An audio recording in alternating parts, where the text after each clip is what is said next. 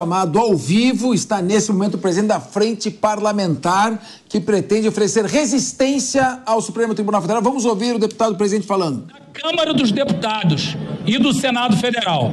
Então nós estamos aqui unidos para pautar e para discutir a defesa do parlamento brasileiro, que nada mais é a defesa da sociedade brasileira. Nós queremos entendimento e respeito. Nada além disso. Eu vou passar a palavra aqui para o presidente da Frente Parlamentar Agropecuária, deputado Lupion.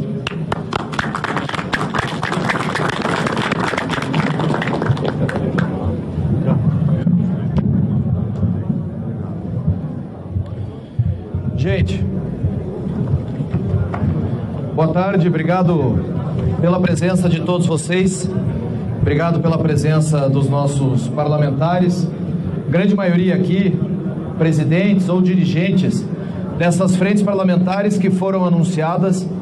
Em especial quero agradecer ao líder Altineu, do PL, à liderança do Novo, ambos partidos que têm nos ajudado regimentalmente, e cabe aos partidos a obstrução regimental. Agradecer ao Jordi como líder da oposição, ao pessoal da minoria, mas mais do que isso, agradecer a plural representatividade da sociedade com os nossos parlamentares aqui. Os nossos deputados e deputadas aqui presentes corroboram de uma ideia que vocês leram a nota que nós encaminhamos para a imprensa ontem, corroboram da ideia da defesa intransigente ao artigo 49 da nossa Constituição.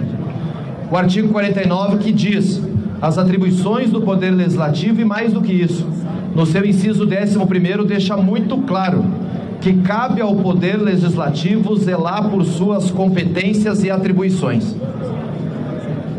A constante invasão de competências, ou a usurpação de competências, como preferirem, por parte do Poder Judiciário, tem que cessar.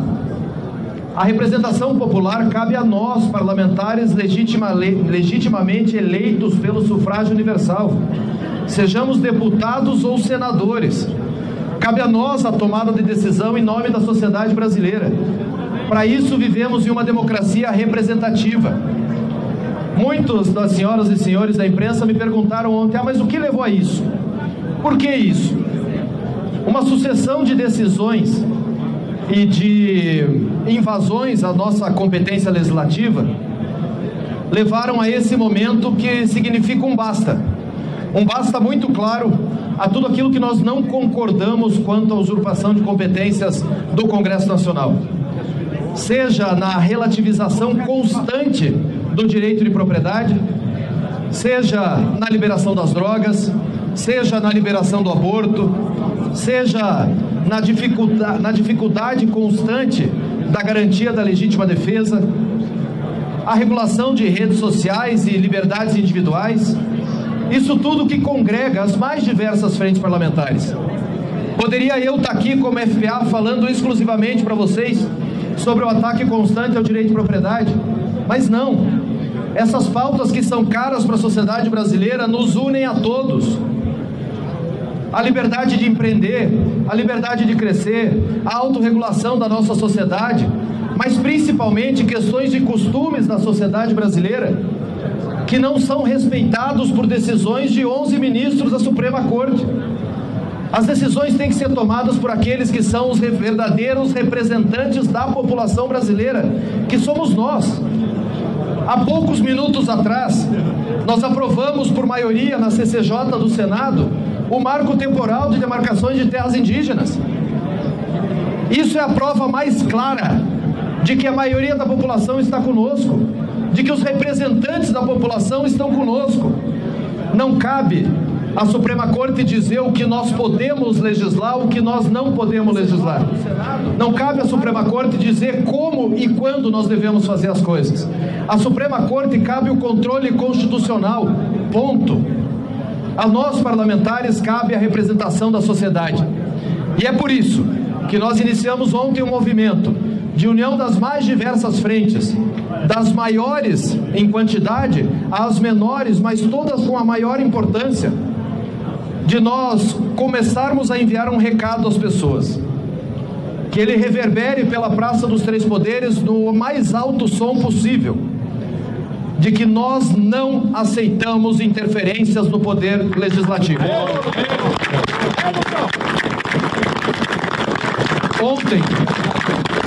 Ontem nós não tivemos votações e deliberações nessa casa. Hoje nós não tivemos e não vamos ter. Amanhã nós também não teremos. E isso é uma obstrução.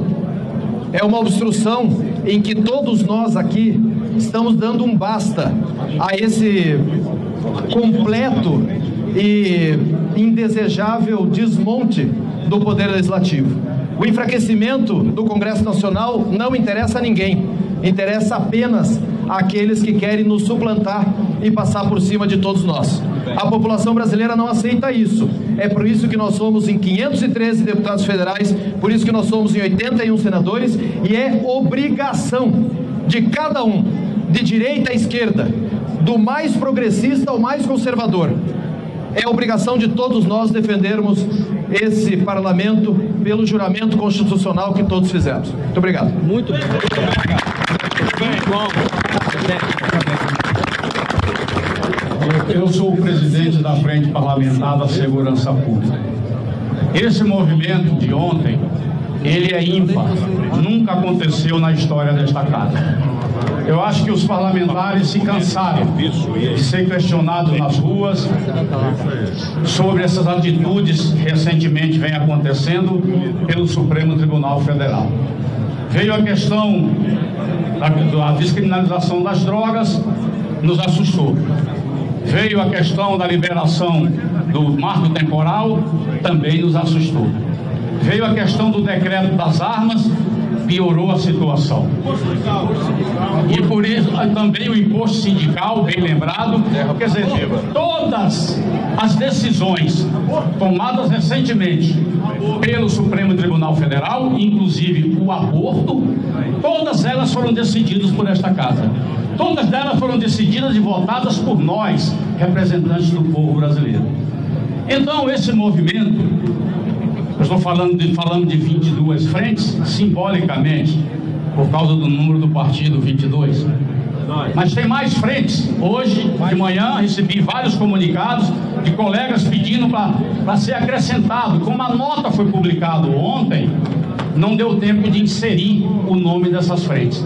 Mas tenho certeza que todos aqueles parlamentares que se sentem ofendidos, que se sentem desmoralizados por 11 ministros sem votos, nós não vamos mais aceitar. Muito bom. Não vamos mais aceitar. Boa praga. Temos falado e de todas as formas, para que toque a sensibilidade tanto do presidente do Senado quanto do presidente da Câmara dos Deputados. Eles é que poderiam tomar uma atitude. Não tomaram. Nós estamos tomando. E aqui não adianta ameaçar com efeito administrativo. Isso é bobagem. Ou conversa e para com esses absurdos, ou então essa casa está parada. Ela será paralisada com as nossas ações. São parlamentares que sabem o que estão fazendo, estão buscando valorizar e ratificar a sua representatividade perante a sociedade, e eu não tenho dúvida nenhuma que a partir de amanhã o Supremo Tribunal Federal vai ter que pensar duas vezes. Aquelas matérias inerentes ao Congresso que foi votada por aqui e usurpada pelo Supremo Tribunal Federal, nós teremos que refazer. Se for o caso, faremos tudo de novo. Mas quem tem que mudar esses parâmetros é o Congresso Nacional. Muito obrigado a todos e vamos em frente. Essa luta continua. Muito bom. Eu sou o presidente da Frente Parlamentar do Comércio e Serviços, mas aqui, acima de tudo, somos brasileiros e brasileiras, somos parlamentares que temos uma responsabilidade com o povo brasileiro, que juramos o respeito à Constituição e exigimos respeito do STF. O STF, que é, sem dúvida, o guardião da Constituição brasileira, tem agido, no nosso entendimento, em desrespeito desrespeito à Constituição e desrespeito a essa casa, não só legislando o que não é competência dele, mas muitas das vezes rasgando a Constituição. Já aqueles que dizem que no Brasil não há mais Constituição, há 11 constituições ambulantes, que cada um manifesta-se de acordo com a sua ideologia, com a sua vontade e quer impor essa vontade ao povo brasileiro. Portanto, aqui já foram elencadas e todos os brasileiros já sabem dos absurdos de tentar legislar pautas que são muito caras ao povo brasileiro, que devem ser objeto de debate. Aborto, drogas, devem ser objeto de debate, sim. É legítimo que uns se posicionem a favor e outros contra, mas o debate deve ser no parlamento. Aqui é a casa que representa o povo brasileiro, não o STF usurpando o papel do parlamento. E aí eu apresentei, junto com os demais colegas, já estamos concluindo as 171 assinaturas, a PEC do equilíbrio entre os poderes. E antes que saiam com fake news, é uma PEC que não afronta o STF, é uma PEC que não retira nenhuma vírgula das prerrogativas do STF, é uma PEC que resguarda o equilíbrio entre os poderes e trata tão somente de, no artigo 49, que é o artigo da Constituição que trata das prerrogativas do Congresso Nacional, acrescentar um inciso para deixar claro algo que o próprio artigo 49 já diz, que nós temos que zelar pelo nosso poder de legislar. Essa nossa iniciativa deixa claro que quando o STF toma decisões que vão além dos seus limites constitucionais, esta casa, por maioria constitucional, 3/5 em 2 turnos na Câmara, 3/5 em 2 turnos no Senado, possa revogar essa decisão inconstitucional. Alguém pode até estranhar, dizer, mas não é possível, hoje já deve ter como reagir. Não. Quando o Supremo toma suas atitudes absurdas, como acaba, por exemplo, de ressuscitar o imposto sindical, que essa casa acabou votando legitimamente há pouco tempo. Quando o Supremo derruba o marco temporal que ele próprio havia reconhecido e que está claro na Constituição, o Supremo age contra a Constituição. E como fazer? Recorrer a quem? Somente a Deus. A nossa Constituição não deixou um recurso claro para você proteger a democracia contra a arbitrariedade do Supremo. Toda ditadura é terrível. Nós não queremos ditadura nem do Legislativo, nem do Executivo, e não corremos esse risco no Brasil. Mas já estamos correndo o risco da ditadura do Judiciário, que é talvez, como já dizia Rui Barbosa, a pior das ditaduras. Por isso vamos estar unidos em defesa do Brasil, da democracia, contra a ditadura que o STF tenta nos impor.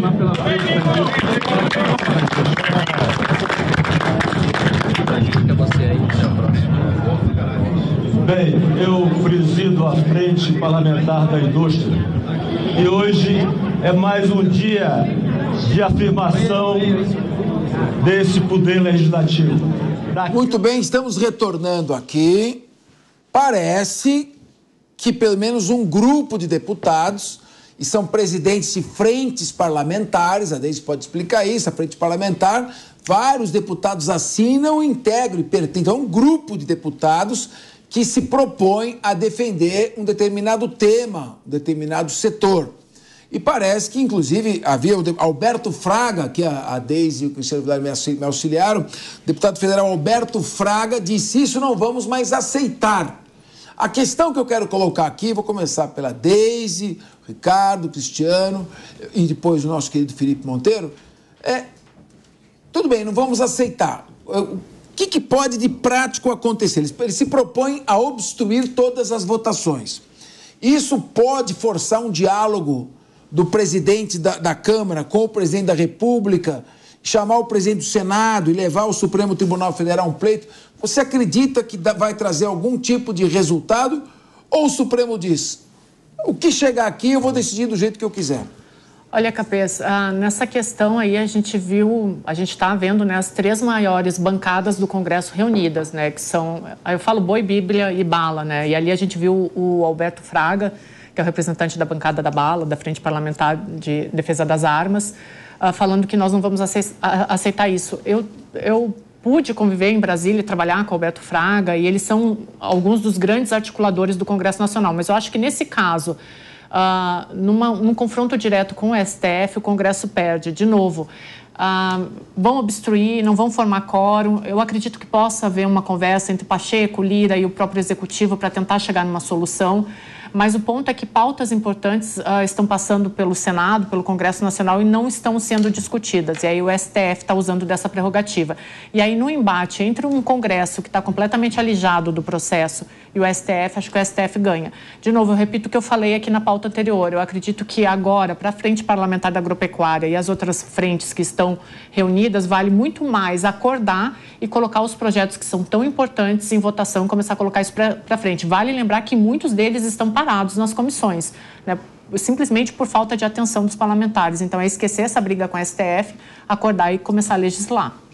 Meu querido Ricardo Rous, sem o apoio do presidente da casa, isso pode se perder com o tempo? Ou você acha que ele, se ganhar força, porque é um tema de espírito e de corpo, se isso ganhar força, pode levar a obstruções seguidas e que leve o governo federal a ter uma complicação. Isso pode trazer um complicador político para o governo federal, que está com o maior custo para tentar formar a maioria. Quando eu digo custo, não é só custo político, é custo financeiro. E, ao mesmo tempo, esse confronto com o STF pode paralisar votações importantes do país. Você falou uma coisa importante, Capês. Se ganhar corpo, eu acho que pode se incomodar demais. Porque vai fazer com que o Lira e o Pacheco tenham que conversar com o Barroso ou com o próprio presidente da República e reestabelecer uma lógica de respeito à harmonia entre os poderes. É importante dizer que essa paralisação ela vem sendo provocada pelas ações do próprio STF. A gota d'água foi a demarcação das terras indígenas. Essa foi a gota d'água, mas já há um tempo que a gente vê nos bastidores no Congresso Nacional e falando aqui no programa da Jovem Pan e em diversas outras mídias também, dessa ultrapassagem da linha da harmonia no STF legislando. Isso já vem acontecendo há algum tempo e isso pode ser bastante complicador. Eu acho que sim, se ganhar corpo, se esse movimento feito pelas frentes... Carlos Jordi. O pessoal está agora me alertando, o deputado Carlos Jordi está falando, vamos ouvir o que ele tem a dizer aqui. Pelo Supremo Tribunal Federal. E veja bem, essa não é uma obstrução feita pela oposição.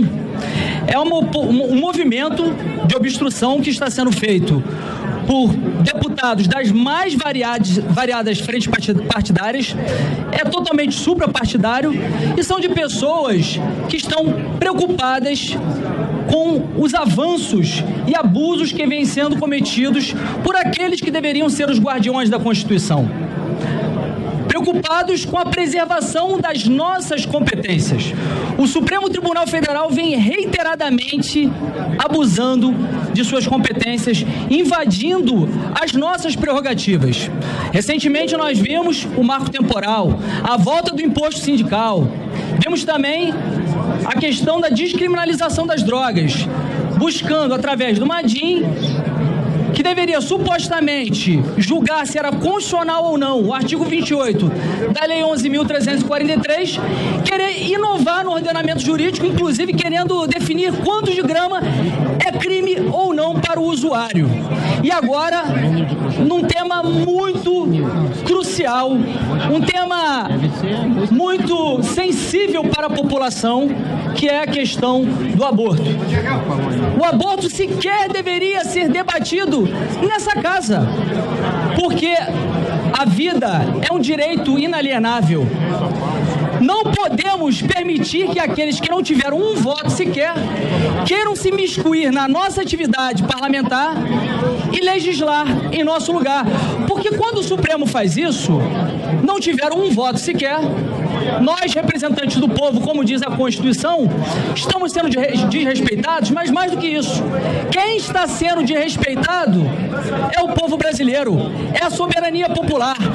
Por isso que agora a Câmara dos Deputados, Congresso Nacional, Senado, faz esse movimento de obstrução para que haja uma resposta a essas usurpações, essas invasões de competências. A população há muito tempo vem nos cobrando. Para que vocês servem? Para que servem 513 deputados e 81 senadores se vocês deixam o Supremo legislar? E não sabem que é difícil conseguir instrumentos quando nós temos os membros da casa à mercê do presidente do Senado e o presidente da Câmara. Mas agora, com essa união das frentes, união de deputados suprapartidários, nós temos certeza, convicção de que a Câmara vai parar, o Senado vai parar, nada mais vai ser votado enquanto não respeitarem as nossas prerrogativas. Obrigado, viva a democracia e o parlamento. Prega o voto. Muito boa tarde a todos.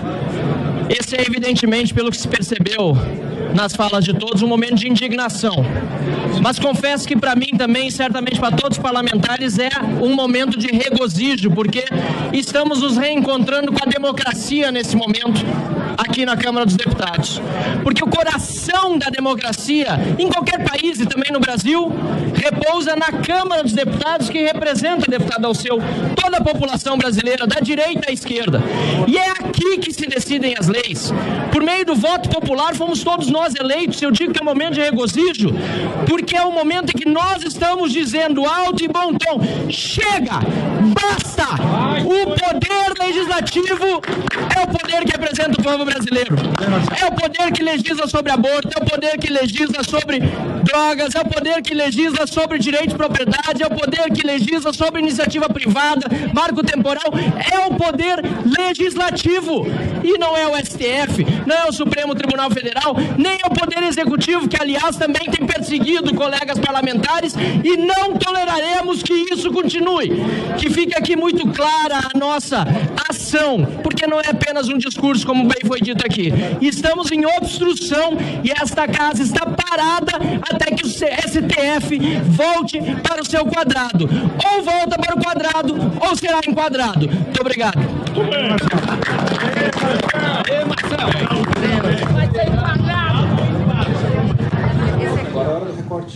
Muito bem, pessoal, vamos retornando aqui à medida que os discursos forem intensificando, desde que passe alguma mensagem concreta, né? Verborragia, reclamar, não leva a nada. Vamos ver se tem alguma ação efetiva. Cristiano Vilela, vamos estar discutindo a questão da pena de 8 anos, mas vamos no factual. Isso que está acontecendo agora. A Deise já comentou isso, dizendo que pode trazer algum tipo de resultado. O Ricardo Rous também falou agora há pouco, dizendo que se a obstrução ganhar corpo, é possível que produza algum tipo de efeito. Qual a sua visão como jurista também? Dá resultado isso? Estava na hora de fazer alguma coisa?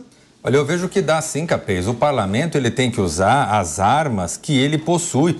E o parlamento, quando se fala especialmente de Câmara dos Deputados, 513 deputados, não é simples qualquer tipo de movimentação. Então, esse tipo de união para obstrução de pauta, esse tipo de união para votação de temas espinhosos, é uma forma de forçar com que os poderes possam sentar e procurar chegar num denominador comum. O que não é saudável para o Brasil é ficarmos nessa puxação de um lado para o outro, nesse desejo de ocupar espaço um do outro, porque isso faz com que as instituições se percam. E a credibilidade das instituições, ela é fundamental para que a gente possa ter um país estável do ponto de vista econômico, do ponto de vista social. Sem isso não adianta. Esse Brasil vai ficar uma bagunça ainda maior. Meu querido Felipe Monteiro, eu adoro quando você discorda da mesa.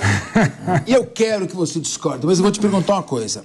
Você acha que a discriminação por orientação sexual deve ser crime? Alguém que, por exemplo, pratica um ato de racismo, discriminação por raça, discriminação por cor, discriminação por origem, procedência regional, já é crime considerado. Mas você acha que também a discriminação por orientação sexual deveria ser crime? Deveria ser crime. Deveria ser crime. Deveria ser crime. Agora, minha pergunta. A Constituição Federal diz: não há crime sem lei que o defina. Desde a Magna Carta, em 1215, só a lei pode dizer o que é crime. Você acha que, por ser necessário criminalizar a discriminação por orientação sexual, o Supremo poderia passar por cima do princípio constitucional da legalidade e reserva legal e tornar isto um crime por uma aplicação de analogia para criminalizar condutas? E aí eu faço a seguinte pergunta: se você acha que o aborto não deve ser crime, não deveria ser o Congresso Nacional competente para revogar esse tipo? O Supremo, ao fazer isso, está pegando o PSOL com a bancada minoritária e dizendo: a posição de vocês é que vai prevalecer porque eu quero, ainda que as forças democráticas não queiram. Tem razão os deputados estarem protestando? Afinal de contas, está lá colocado aqui, se puder voltar a frase do Jordi, que é muito forte. Afinal de contas, parafraseando o deputado Jordi, para que servem 513 deputados? Para legislar, para legislar. Inclusive, eu não estou entendendo muito bem essa bancada aí contra o STF, né, que estão querendo obstruir a pauta para não aprovar a legislação, para deixar no final o STF legislar, né? Porque o STF só legisla porque o Poder Legislativo não discute lei e não aprova as leis. Ou seja, o resultado prático dessa conduta aí é exatamente da margem e para o papel relevante que o STF está fazendo na sociedade. Agora, Capês, respondendo a tua pergunta, há um erro que várias pessoas cometem quando falam em democracia e democracia constitucional, né? São coisas completamente diferentes, né? A democracia prevalece a regra da maioria. Direito constitucional e democracia constitucional é regra contra-majoritária. Às vezes, é necessário o STF, a Corte, defender os interesses da minoria em detrimento da maioria. Então, eu vejo com normalidade, né, tendo em vista o arcabouço constitucional, o pessoal ter entrado com esse pedido, essa DPF, para o STF decidir sobre a questão do aborto, né? Independente do pessoal, esse papo que o pessoal não tem maioria no Congresso e por isso está criando subterfúgio indo até o STF, se tivesse, é uma balela. É uma balela porque faz parte do direito constitucional e faz parte da democracia constitucional a regra contra-majoritária, né? Eu não posso, por exemplo, aqui, sendo a maioria, falar, por exemplo, que... Você vê que eu sou minoria, né? Vocês, por exemplo, que são maioria, não poderiam nunca fazer uma regra para me excluir de alguma coisa, né? Isso seria inconstitucional, né? Mesmo numericamente sendo superiores a mim. Agora, deixa eu fazer uma pergunta para o professor Vilela, então. Eu quero mirar no Vilela. Eu não posso terminar, né? Não, mas você falou, você fez um monólogo. Mais ainda? O Vilela, ali pouco. Vamos imaginar uma bancada que tenha 4 deputados federais. Nós temos 513 deputados federais, mais 81 senadores. Aí, nós 4 deputados federais sentamos e falamos: bom, pera um pouquinho. Nós precisamos revogar esse crime que está aqui. Esse crime não está legal. Vamos apresentar o nosso projeto de lei. O projeto vai, para na comissão, depois não vai, não vota, ou vai lá e é rejeitado. Aí eu falo: bom, nós não temos maioria, mas temos um bom advogado. Vamos contratar um bom advogado. O bom advogado que é craque em princípios, que nem fala o Felipe, vai falar esse negócio e não entende nada. O princípio daqui, que vira daqui, que da o contempt of court, que vem da Corte do Supremo, que o Supremo, e enfim. E chega lá no Supremo. No Supremo, é possível que exista ministros que sejam simpatizantes a essa tese e outros que não. Então, eu consigo deslocar, por meio de um bom advogado, um debate em que eu teria que passar por 513 deputados, mais 81 senadores, e às vezes, se for quórum de emenda constitucional, 3/5 de cada casa, em 2 turnos de votação, para 6 ministros. Você acha que, embora o Felipe tenha colocado muito bem, ao não votar nada, eles estão alimentando o processo pelo qual o Supremo preenche o vácuo. Mas alguma coisa precisa fazer, senão... é uma maneira de mostrar um protesto. Exatamente, uma forma do parlamento mostrar que precisa ser ouvido, que precisa ser respeitado nas suas prerrogativas. Aí, Capês, eu concordo totalmente com o exemplo que você colocou e ainda faço questão de acrescentar. Então, você pega esse exemplo do advogado, vamos supor que uma vez por mês o advogado dos 4 parlamentares entre com uma ação no Supremo Tribunal Federal. Ao longo de um ano, são 12 ações. Com certeza, uma das 12 será exitosa. E aí eu vou te dizer mais. Nós temos, você que já foi deputado por algumas vezes, pode dizer isso, é muito difícil um parlamentar aprovar um projeto de lei. Por quê? Porque tem que negociar, tem que dialogar, tem que convencer. É muito mais fácil contratar um bom advogado, entrar com uma ação por mês no Supremo Tribunal Federal, porque com certeza, pelo volume, pela estatística, alguma delas será acolhida. Aí ele conseguirá mudar a interpretação legal, aí conseguirá ganhar os holofotes, aí conseguirá virar headline para os jornais e para as reportagens de televisão. Então veja que há uma inversão, que há um desprezo ao parlamento. Parlamento esse que é a casa do povo, que é a casa da sociedade. Agora, se o parlamento não parla, o que você está incomodado, Felipe? Divide a tela, coloca o Felipe aí com o Vou falar porque esse argumento do advogado é muito ruim. Porque quem é contra a ação que o advogado bom entrou, pode contratar um advogado melhor e ir para o Supremo Tribunal Federal para defender o ponto contrário. E aí, como amigo o foco de atuação ou seja, não tem nada a ver a questão do... no parlamento. A questão é o seguinte, porque, assim, vamos lá. A casa de diálogo é o parlamento. Eu concordo com vocês no ponto básico que o STF, ele realmente exacerba muitas vezes a função institucional e constitucional dele. Mas para resolver, eu discordo de vocês completamente. A solução para mim, para resolver, é uma discussão no Congresso, fazendo uma reforma constitucional ampla para reduzir o papel do STF. O STF, para mim, Suprema Corte do Brasil, tem que lidar somente com ações diretas de constitucionalidade de forma abstrata, né? E para determinados casos. Vamos traduzir o que ele falou, que ninguém é obrigado a com esse juridiquês. Desculpa. É o Supremo Tribunal Federal declarar leis inconstitucionais, quando forem contrárias à Constituição. Que não vai resolver nada, porque é o que ele fez no caso do aborto. Não vai resolver nada, por exemplo, mas é o que ele está fazendo. Não, Capês, pelo amor de Deus, cara. Pode colocar que está só a mãozinha dele aparecendo. O caso, por exemplo, das drogas, é um recurso extraordinário que chegou no Supremo Tribunal Federal. Não foi ação direta. O STF não está decidindo sobre o caso abstrato. Vamos, recurso extraordinário. Eu vou concordar com o Felipe nesse caso. Eu vou concordar com o Felipe. Eu acho que está certo, muito embora isso não vai resolver o problema. Porque, como você bem disse, Capês, o caso do aborto... Mas o caso do aborto é um caso de matéria constitucional, cara. Não é. Claro que é. Suprema Corte dos Estados Unidos, Suprema Corte da Alemanha, o mundo todo. Common Law, a gente copiou o quê? A gente copiou o modelo da onde? Está colocado aqui. Não. Claro que foi. De forma alguma. Claro que foi. Que isso? Austríaco. De forma alguma. Não, aí você vai desculpar, mas aí isso não tem cabimento. Isso. Federalismo nos Estados Unidos. Não, federalismo sim. Sistema político como todo. Não, federalismo Suprema Corte Constitucional. A lógica do sistema judicial brasileiro é uma lógica que advém do direito romano. Não, isso sim. Vamos mudar de assunto. Isso é outro erro. Então, isso é outro equívoco. Mas hoje em dia, o sistema do Brasil... Vilela, não adianta. O Felipe... Nós não vamos convencer o Felipe. Então, é o seguinte. O crime de aborto, que está lá no Código Penal desde 1940, em vigor, a posse de droga para uso próprio, que não tem pena privativa de liberdade, não tem. É uma pena de ouvir uma palestra sobre os efeitos das drogas, essa é a pena. Está na lei que é crime, os dois casos.